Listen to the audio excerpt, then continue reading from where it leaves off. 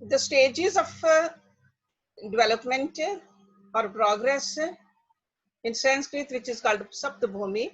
We talked about it last week, the first two stages, Shubhecha and Vicharna. Okay, anybody has any question on those? And Shubhecha is not about just doing some good deed outside. Shubhecha is really, hey, I want to improve myself. Doing good in the outer world, we should do it anyway. No question about it. But now we got to work on that layer of our personality which can go with us. Outside deeds, no matter how many deeds we do,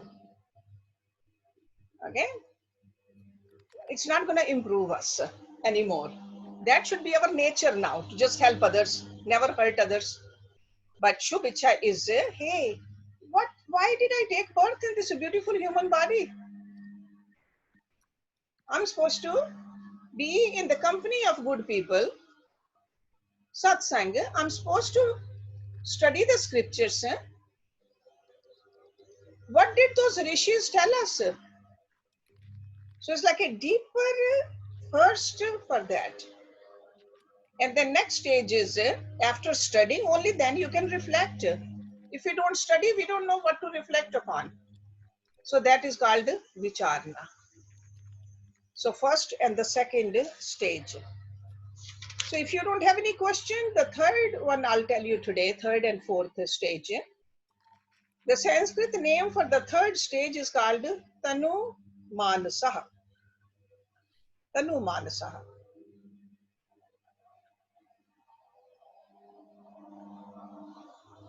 Non-attachment to the sense objects which arises due to subtle thinking, because your thinking has become subtle now, vicharna, you reflect upon it. So non-attachment to the sense objects which arises due to subtle thinking, along with reflection and virtuous desire, is called subtlety of mind. That's a Tanu Manasa. So English translation of this Tanu Manas is subtle mind. Subtle mind means mind gets attracted to the subtlety of this life rather than the grossness of the life. The sense objects are all gross part. That is a prakriti. Sir, please repeat the definition. Yeah, non-attachment to the sense objects which arises due to subtle thinking, along with reflection and virtuous desire, is called Tanu Manas. So in other words, the first two stages are culminating into the third stage now. Rishi Vashisht said, Vicharna Shubh Ichabhyam Indriya Artheshu Asaktaha. Asakta means detachment, non-attachment. Ya atra satanuta bhavat prauchyate tanumanasaha. So this is the Sanskrit verse of what I just gave you the English translation of. Okay? Because attachment, see, the whole thing is with the attachment. Attachment clouds our judgment or our discrimination. Somebody is not muted. We have a lot of humming coming. Oh, you know, there's a landscapers outside.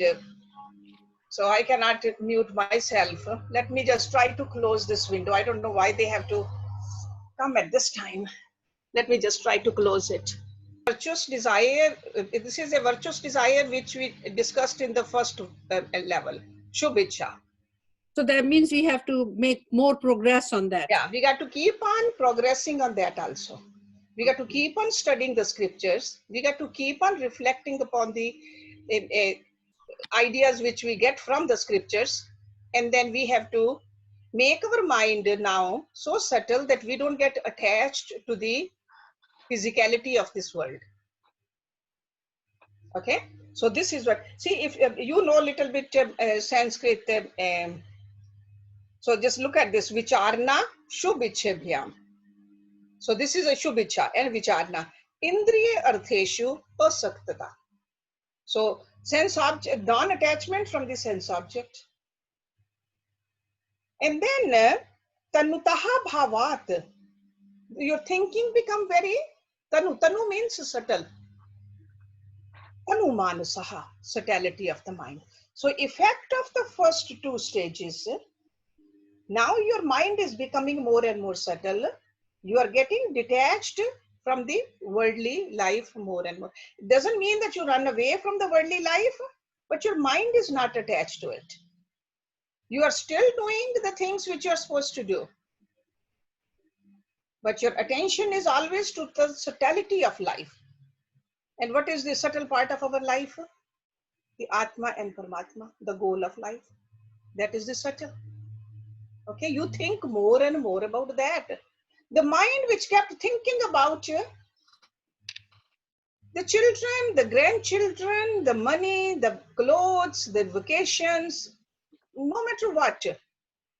Now the same mind is thinking about Atma and Paramatma. Okay, so now no humming, right, guys? Yep, no humming. Okay, so it was the landscapers then. So detachment, see the key word over here is detachment. Asaktata. So detachment makes us discriminated. See, in the beginning, from childhood, we have attended the satsangs, we have gone to the temples, we have done good deeds. We all have done it, otherwise we wouldn't be sitting over here studying. But now, are we progressing or not? That's what we need to see.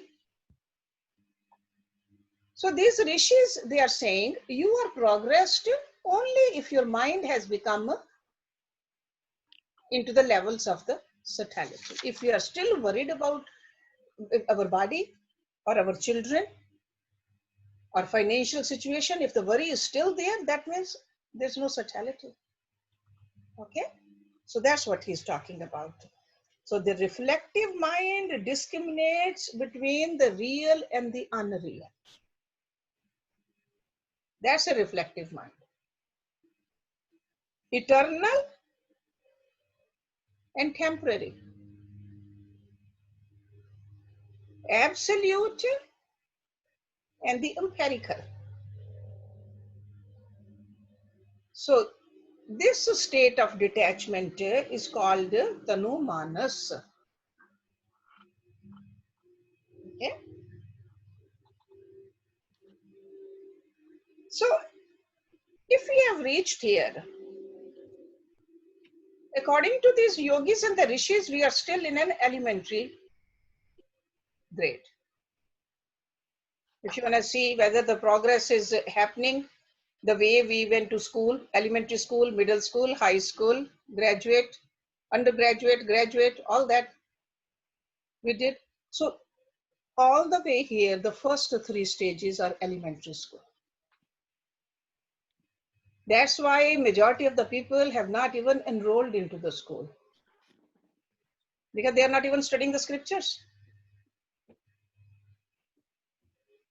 They don't even see the value in the scriptures. They think they're old-fashioned. But when our mind says, no, these are the words written by those realized sages, I want to study, I want to understand, I want to progress. And more detachment from the world, then we are in a elementary school. Now in the fourth stage, or the fourth step, you are entering into the middle school. And the Sanskrit name for that stage is called Sattva Pati. Sattvapati means absorption into the being. Being means the Atma. We are human being. That being. Absorption there. So when the mind becomes pure, by the practice of the above three steps, and by the power of withdrawal from the objects, the abidance in the true self is declared to be Sattvapati. Let me read it again. When the mind becomes pure, purity of the mind has to be there. And a pure mind is what? A detached mind from the world. That is a pure mind. When the mind becomes pure by the practice of the above three steps, and by the power of withdrawal from the objects. See, objects are still there, but mind has been withdrawn from there. The mind which kept thinking about the objects, now objects are there, but mind doesn't think about the objects. Okay? So when the mind becomes pure by the practice of the above three steps, so without the practice of the above three steps, we cannot reach there. So this practice is needed in order to get on the fourth step on the ladder. We have to, very few people can just jump up. Even jumping up means you have to cross those three steps. And by the power of withdrawal from the objects, the abidance in the true self is declared to be Sattvapati. Sattvapati. So in other words, after graduating from the elementary school, now the student has entered into the middle school. Okay. It's almost like a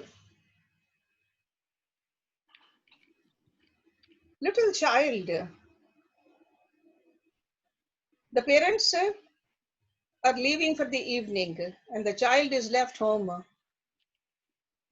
with a babysitter. Child wants to just play, but still pretends that I am sleepy when the parents are gone. So he's just sleeping. But the minute parents leave, jumps out of the bed to play. So first our condition is like that. We pretend that we are very, very detached from this world. The minute some objects show up, our mind wants to grab it. But if we have reached to this level, that means maturity has come there. And this maturity has come with the help of detachment. See, notice the degree of detachment increases with each stage. So it's a practice also, detachment also, hand in hand. So that's why we can say that measuring rod of spiritual progress is our degree of detachment. That's what it is. That's how we measure our success. How detached we are. Mentally again. Because the whole journey is a mind's journey. Okay? So initial detachment is marked by pain and regret. Everybody else is enjoying and I have to study. Everybody else is vacationing and I have to just stay home and do my meditations. A little pain in the mind. Because you have given up the worldly pleasures. That's what Arjun said. What will happen? I have not enjoyed here. And if I don't even reach there, what good is this life? So that's why Lord Krishna said, whatever you practice, it will go with you. So this kind of a practice does not go away. Okay. So the degree of detachment. So initial detachment is marked by pain and regret of having given up. So it's like we have to forcibly withdraw our mind. But then stage comes Even the thoughts about the objects only arise occasionally.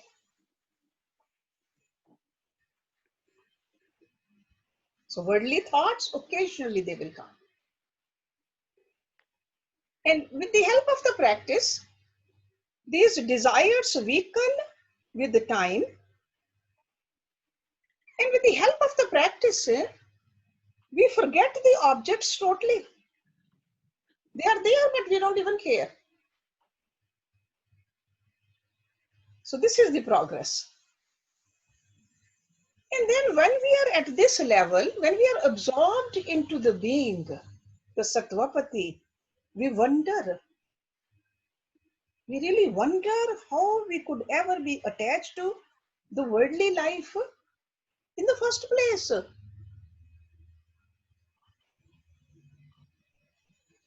Because this inner being, the essence, is so beautiful, so blissful, so pure. Why was I running after the worldly things? Whether they were worldly achievements or worldly pleasures, worldly places, what was I thinking about? So that kind of a thought, when it comes, that means you had the glimpses. So at this stage, you only have the glimpses. You are not firmly established. This absorption is only momentarily. Here and there, you saw that.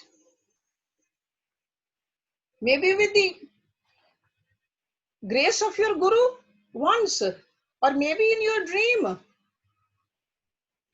or maybe you happen to be in the company of those kind of a people. The effect of that was in you. But still, you can never forget it. That is called Sattvapati. So then we have to just go back and further intensify our detachment from the worldly objects. And always remember, objects are not just the physical objects. Anything other than Atma and Paramatma is object. Sometimes we fool ourselves. Our duties towards the children or the grandchildren or towards our body or this and that, all that is object, all that is temporary. So always remember what is temporary and what is permanent, what is real and what is unreal. So we are moving towards the real with the help of these stages. Okay. So the first stage was Shubhecha, then Vicharna, then Tanumanas, then Sattvapati. Think about it. You can ask me questions next time, and then we will go through 5, 6, and 7 next week. Okay, then you'll have the whole list. Okay, because detachment is the one which really leading us towards the next one also. Detachment. That's how important this detachment is. First, can you spell Sattvapati in Hindi and give me the breakdown of the meaning, please? Say that again, Nishi. Too much sound from outside. The meaning of Sattvapati and the spelling, please. Yeah, Sattva Pati. Pati means absorption. Sattva means, actually, it's not the Sattvikta. Sattva means the Sat, the being, Okay. the yourself. Okay, not the Sattvikta. Sattvikta came into you at the first stage, or even before the first stage. Because of the Sattvikta, Shubhecha came.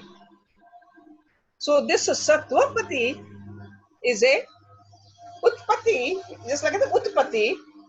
It's just like it got absorbed into it. You got absorbed into that essence of yourself. So that's why it's called absorption into the being. That is the exact translation of Sattvapati. Thank you. And is it Sata? What is absorbing? Mind is absorbing. Mind is it. Mind which was being absorbed into the temporary, then the same mind is being absorbed into the Atma now. It just finds, because mind goes where it finds pleasure. First it was finding pleasure in the outer world. Now, with the help of all these studies, it's finding the bliss and the ultimate pleasure right over here. Okay? So that is absorption of the mind into the Atma. Thank you. And Thank that's exactly what we do when we practice meditation also. Right? Don't I tell you, absorb your mind and intellect into that light, divine light? That's what meditation is. Okay? So anybody else, any question? Okay. Arji, I have a question. From Sure. which book are you reading all this? Oh, this is being quoted, it's mentioned just the Saptabhumi in Yoga Darshan. Yoga Darshan. Over there, the detail is not given, but the technical term is over there, Sattva Bhumi. No, no. But these Okay. definitions are coming from Yoga Vishishta. Okay. Thank you. Okay? Yeah. हर्ष के उसमें भी है, भागवत में भी ना. हाँ, भागवत पुराण में भी सप्तभूमि, you are right. Yeah, but these definitions, exact definitions are coming from Yoga Vishishta. And Yoga Vishishta is a scripture dialogue between Lord Ram when he was only 16 with his guru Vishishta. पर इसको पूनम को मैं आपको आप बता सकते हैं. इसको इस 18वें सर्ग में है ये ना, ज्ञान की 7 भूमिकाएं भागवतम में. Yeah, this will come when we reach there. We'll just visit it again. We haven't reached it yet. Yeah, but I am not doing Bhagavatam, but I'm fine with this. I'm okay. Yeah. I just was curious because I know you were quoting from something, but I these quotations are from Yoga Vishishta. Yes. Okay. Thank you. Thanks. All right. Good. Good. See, that's why to cross check between the scriptures is very important too, because Rishi Patanjali does not mention names of these 7. He only goes Saptabhumi because I'm sure he knew the students, that caliber of students, he already have studied other scriptures. Okay. So, all right. So today we're going to continue the last week's topic,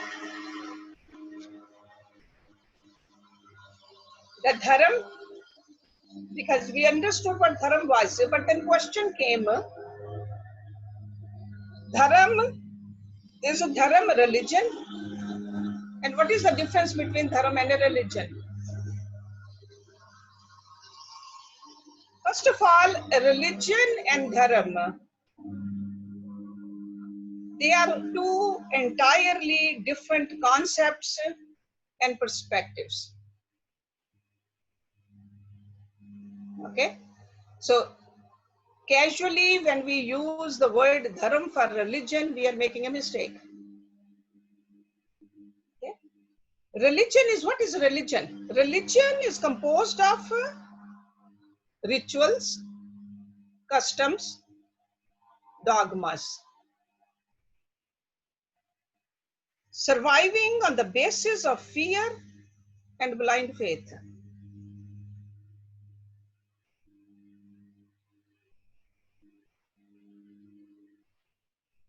And Dharam,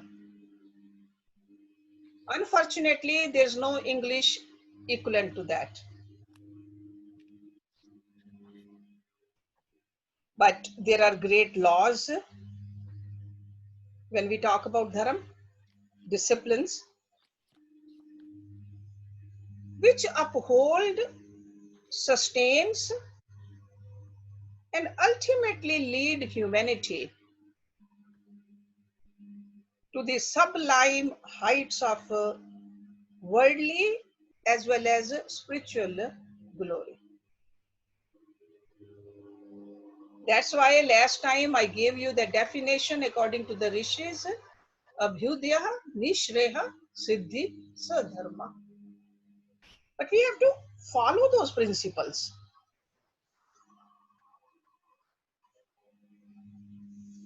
Harsh, can What you is, what is religion called in Sanskrit? please can you repeat one more time the definition of dharma which you gave me? Okay, dharma Mhm.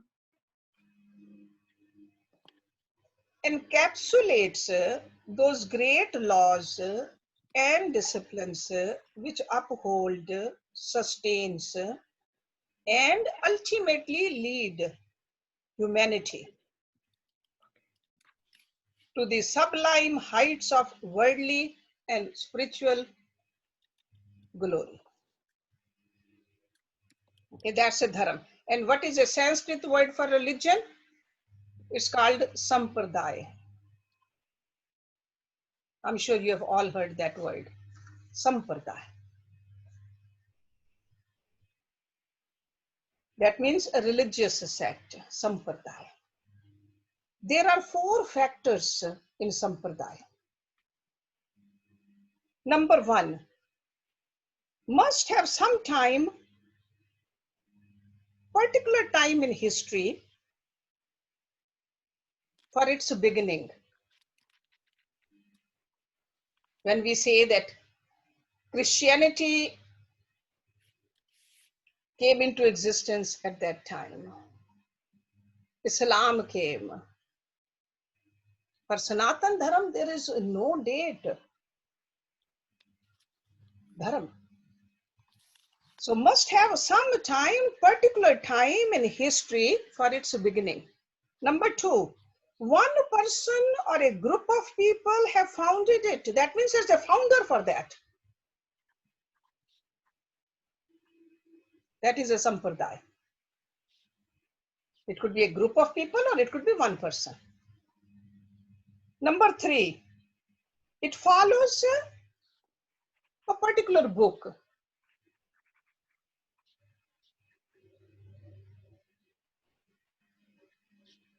As a religious book, just one book. That religious book they follow. And number 4, a particular code of conduct.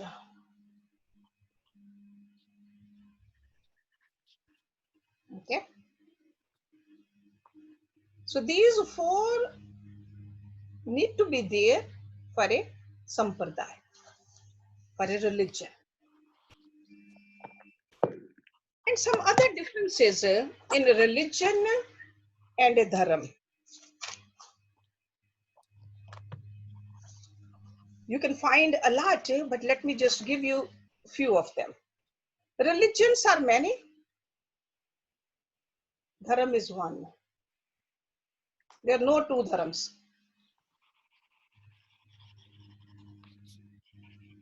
Religion has a set of dogmatic rules.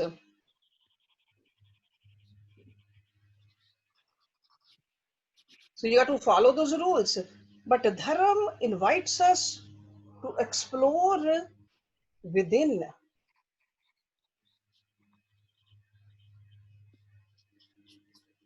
Dharam threatens and frightens.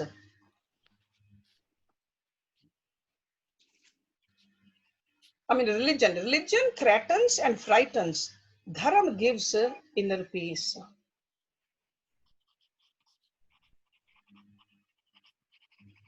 Religion speaks of sins and guilts. Dharam leads us on the path of emancipation.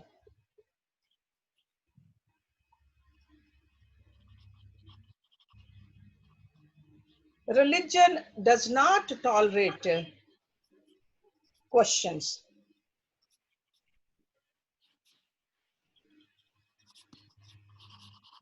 And Dharam encourages searching questions. That's why all the Upanishads, they are dialogues between a guru and the disciples. Bhagavad Gita is a dialogue between Lord Krishna and Arjuna, even in the middle of the war zone. Yoga Vishishta, it is a dialogue between a guru and a disciple. That is Dharam. Religion is a human organization. Dharam is divine. And I'm sure you have heard of this. Religions they divide. Dharam unites. See, Dharam is the one which says Vasudev Kutumbakam.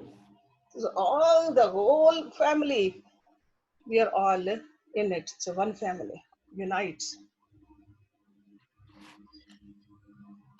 Religion fills us with the dreams of paradise.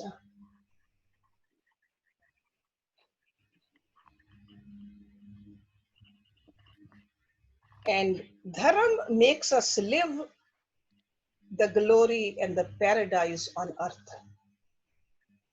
This life becomes a paradise. And the last one I have, a religion lives in the past and future. And Dharam lives in the present.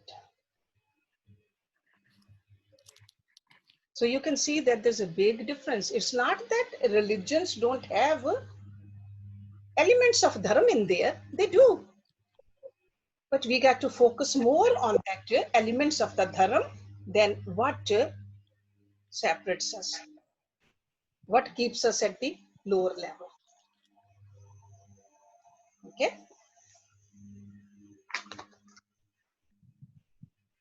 So established in the name of God, because all the religions, they are established in the name of God, but still it's an institution. And it requires a growing number of disciples. Every religious sect, they want to become more and more, bigger and bigger. For their expansion and future existence. Dharam is not worried about that. Religious sects are.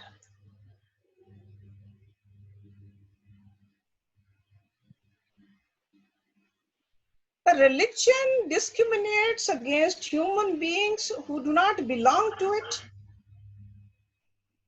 and very easily condemns their way of living and being.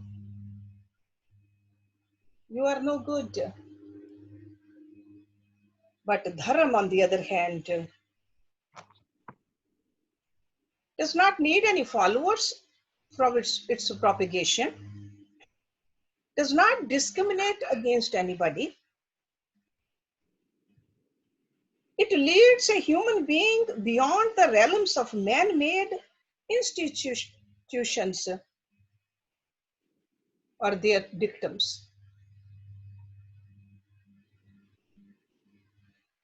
That's why I said earlier, instead of creating fear of God, Dharam helps us find God in our own hearts. And God, what? God as absolute truth and a universal truth. That is Dharam.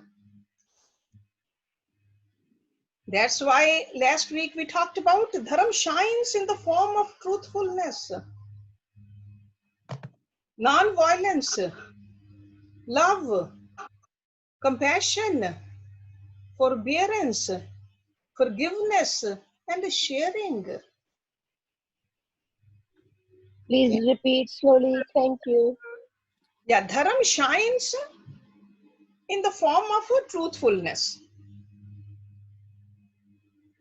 non-violence, love, compassion, forbearance, forgiveness, and sharing.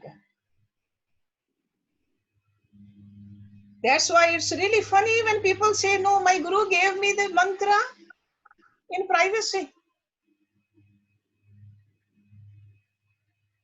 Or don't share it with anybody. Your power will go away. That is anti-dharam, guys. Definitely anti-dharam. Sharing is part of dharam. Okay? A real follower of dharam includes all and excludes none.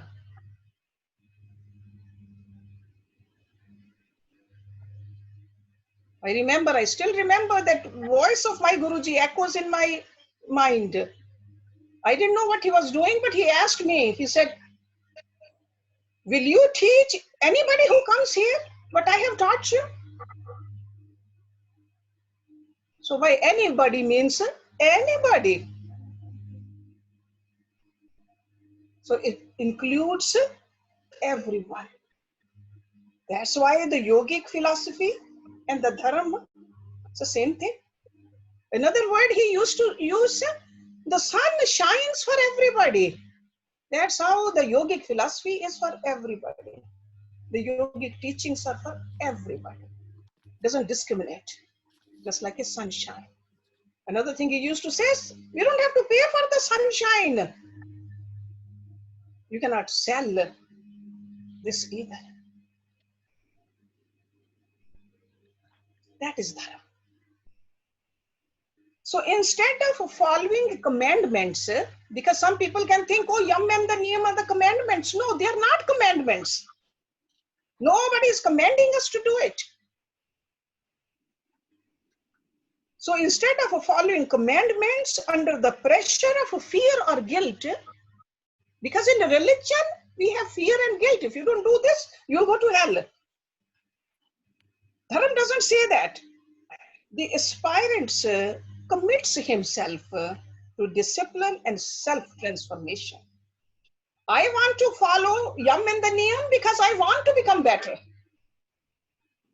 It's not out of fear, out of guilt. It's out of discipline. It's not a punishment given to me by anybody. So the aspirant commits to? Yeah. Instead of following commandments under the pressure of fear or guilt, the aspirant is a practitioner. A practitioner commits himself or herself to discipline and self-transformation. Okay, I want to become better. I know the meaning of this life. And I want to follow these principles. So these are not commandments. Okay, because I see that sometimes Sanskrit terms get mistranslated and people come to me, they ask me, you say there's no commandment. These are the commandments. No, these are not the commandments. Nobody is commanding you. In fact, one time I was sitting with my Guruji, I said, Agya karo. Kehte, Guru Agya nahi karta. No command from a Guru. Those were very clear messages based upon these yogic scriptures from him. Beautiful. In the history of civilization, never did a prophet or an incarnation of God introduced a new Dharam. The prophet did not do it. Later on, the disciples did. Jesus did not create Christianity.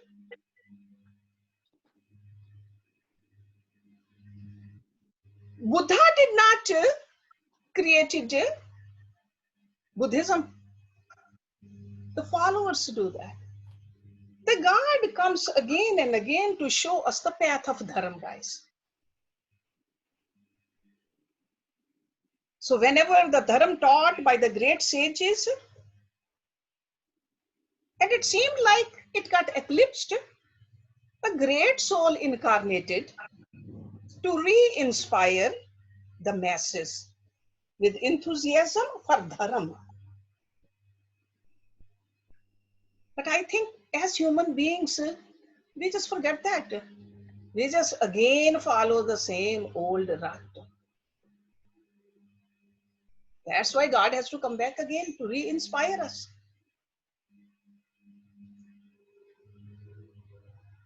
Religion is enriched by visionary mythology and theology.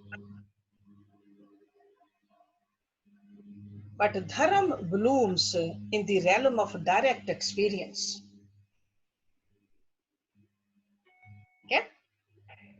So every guru says, ultimately, you have to go, whatever I'm teaching you, experience. See, I can talk about Neti all I want to, but Asmita, when she practiced it, only then she said it's working for her. Experience. Because it's our dharam to take care of this body also.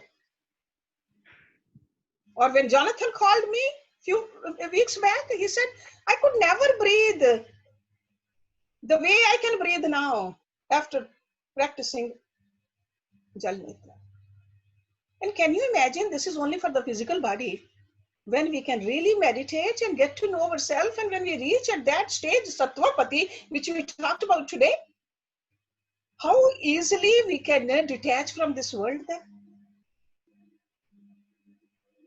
So first we have to study, then think about it, reflect upon it, practice it, then really reap the fruit of it.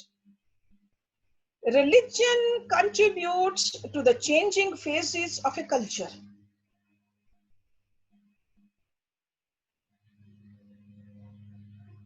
Dharam enhances the beauty of spirituality.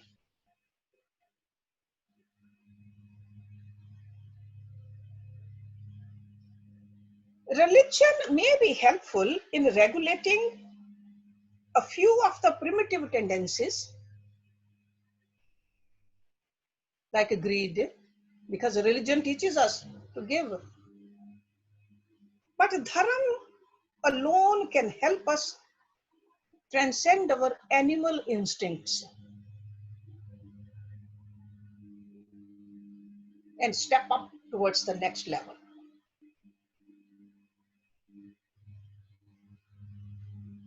Can Dharam you is please that. repeat this? Can you repeat it, please? Religion may be helpful in regulating a few of the primitive tendencies. Okay, some of the primitive tendencies are there in us. So religion helps us. That's why religion has its place. But religion and dharam, they are definitely different. Okay, but dharam alone can help us transcend our animal instincts and step to the next rung of human awareness.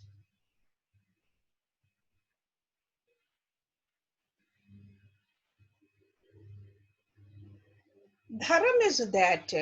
Please repeat one more time. Dharam Dharam transcend. alone can help us transcend our animal instincts. Okay? Thank you. Because Dharam tells us to be non-violent.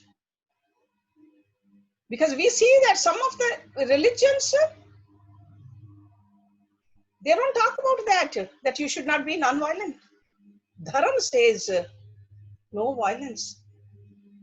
To others and to yourself also no violence. Dharam says that. Dharam is that which leads humanity towards self-fulfillment.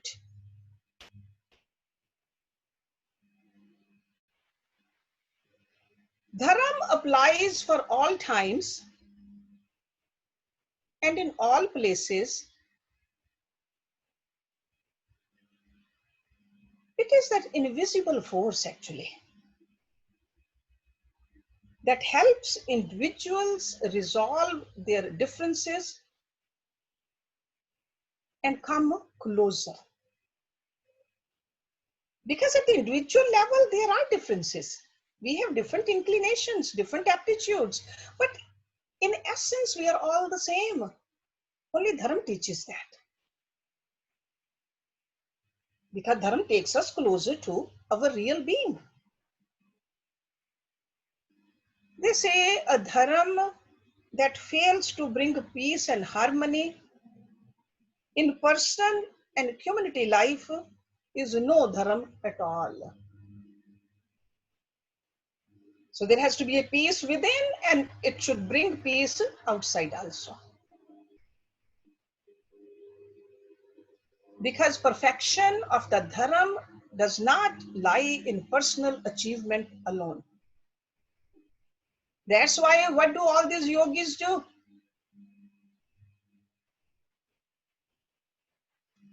Initially, they move away from their households.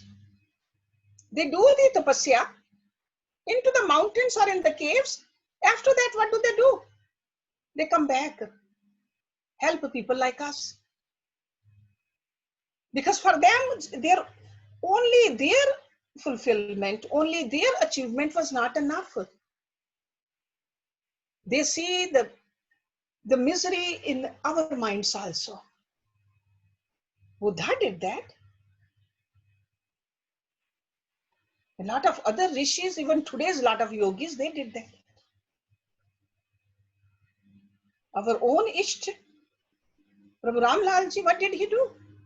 He spent 2.5 years in the Kailash with his own Guru, and Guru said, go back.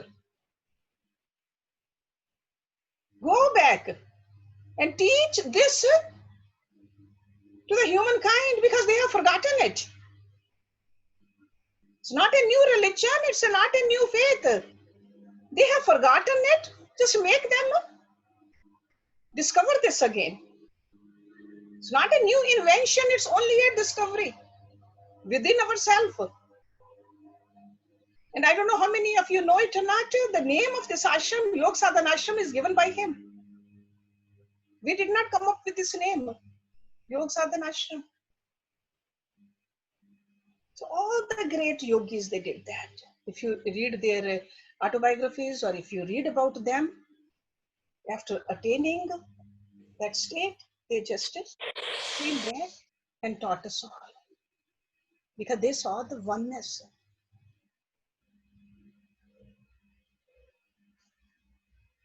Some people say the performance of action is dharam, which is true because we are in a karam yoni. So learning how to do our duties, that is part of the dharam. Actions upheld by righteousness are dharam. That's why last week when you were telling me one line definition for dharam, there's no one line definition. According to Bhagavad Gita, whenever you do any karam, seeing Brahma everywhere, that is dharam. Whether you're eating, whether you're sleeping, whether you're walking, whether you're doing havan, no matter what you're doing, see Brahma. Having love for all human beings is dharam, guys. All human beings, underline that. That's why at the end of the havan, what do we do? Sarve bhavantu sukhina, right? We don't say that only people who are over here, they should be happy because they came, others did not come and we don't want to pray for them. No, the Rishi said, Sarve bhavantu sukhina, sarve santu niramaya. In fact, the meaning of that havan itself, we are purifying the atmosphere. And are we just keeping that pure atmosphere in our own area? No, it just goes into the clouds. Clouds are pure. With the pure clouds, pure rain comes. We don't know where that rain goes. With that rain, pure crops come. Pure crops are eaten by, we don't know who. They get purified. So this is the whole cycle which our rishis came up with based upon dharam. That is dharam. It's not just burning wood and putting ghee in there and samagri. It has a larger implication which is directly related to dharam. Helping others ahead of our personal gain is dharam. That's why path of selfless service is dharam. Because most of the time we want to do something if we get something out of it. That is not dharam. Dharam is selfless service. Sorry, helping Others ahead of one's personal gain. Ahead means we should, in our mind, we should be thinking that what will others gain out of it. We will definitely get something out of it.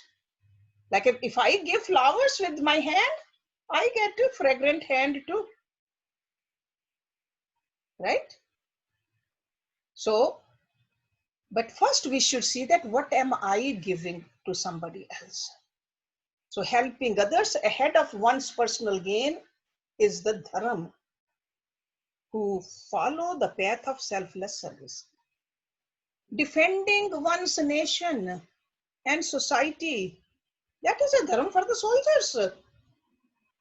That is their dharam as a warrior, and that's what Lord Krishna was teaching Arjuna. You are defending your countrymen because they are being terrorized. You are doing your dharam. In other words, any action, big or small, that is free from selfishness is dharam.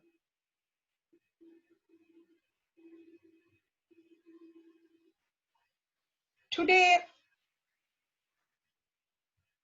human mind is afflicted with miseries.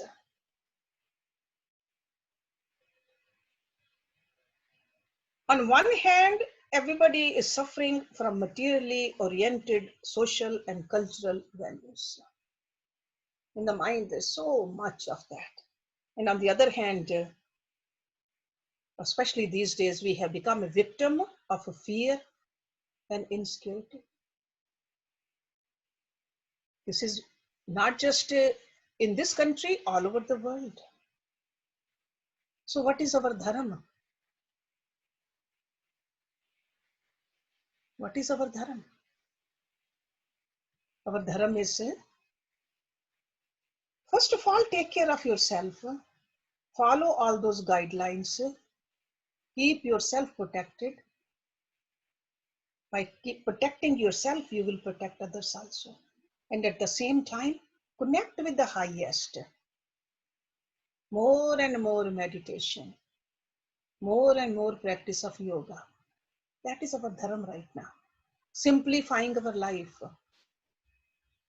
If we live a simple life, only then we can help others. That is our dharma. That is our dharma.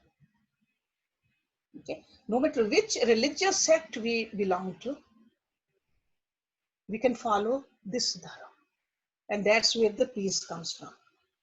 So dharma does not reside in dogmas. If dogmas help you to stay connected with the higher, that's okay, do it. But it does not reside in the dogmas. But it really lives in the conduct of those who practice it.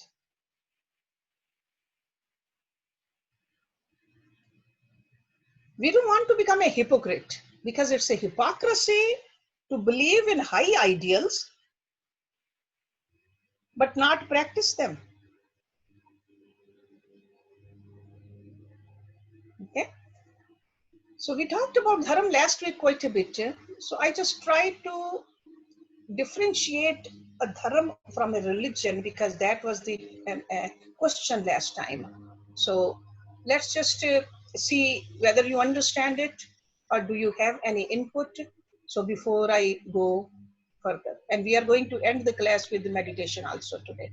It's already, yes. I have a question. You said the name of the ashram is Yog Sadhan Ashram. Can you explain what sadhan here means? I always wanted to ask this question today. Sadhan means, yeah, sadhan means practice. Practice.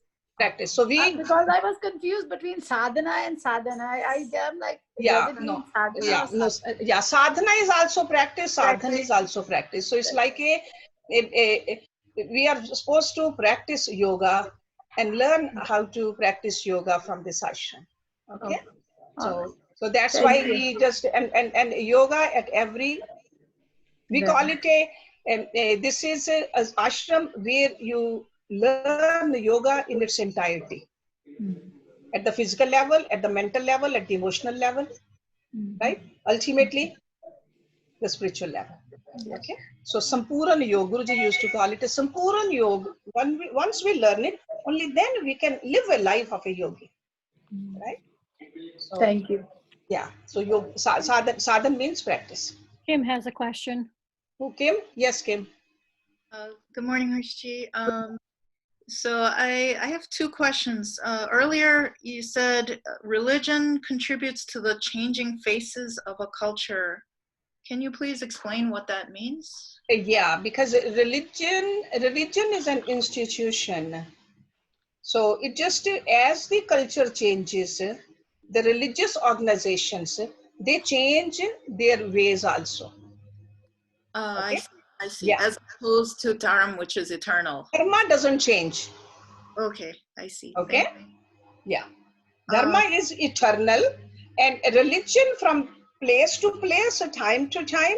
See, just like we see that the mandirs, the religious mandirs in India versus religious mandirs over here. According to the culture, there is a little change in this country. Okay. I Okay. see. So, but dharma does not change. Those principles do not change. Truthfulness needs to be practiced in India also, in Africa also, over here also. In Kali Yuga also, in Satyuga also, in Dwapar also. Right. So those Right. principles don't change. Dharam never changes. Okay. Okay, so that's what it really means. Anything else? You said two questions. Yes. My second question is, you said the path of selfless service is Dharam. Yes. But in a, it might have been in the Thursday class, you talked about how when you reach that level of where King Janak is, it's like the service is just, it's like a spontaneous expression of divinity. It's not some effort you make. So my question is, the path of selfless service is Dharam, but is that at the next level? Like right now, we should just focus on ourselves, because right now, if I try to take the path of selfless service, it would not just be a spontaneous expression of divinity, but it would be. Yeah. Yeah, that's right. See, initially what we need to do, have the selfless activity, a small portion of it in our daily routine. We cannot say that after reaching there, then I will become selfless. Yeah. Okay? Right. So right now also a small doses of it. Yes. And by practicing it, it just becomes your second nature. Ah, I see. I see. Just like Janak was. He didn't have to think about it. It's almost like when you're learning a new language, first you got to pay attention. Are you speaking it correctly or not? Then later on, in order to speak incorrectly, you'll have to make an effort. Okay, so that's how it progresses. Okay. Does Nishi have a question, Nishi? Yes, Nishi. Archie, I have a few comments and questions, kind of. It's very interesting the way you explained, and I feel these three, religion, dharam, and spirituality, they overlap a lot.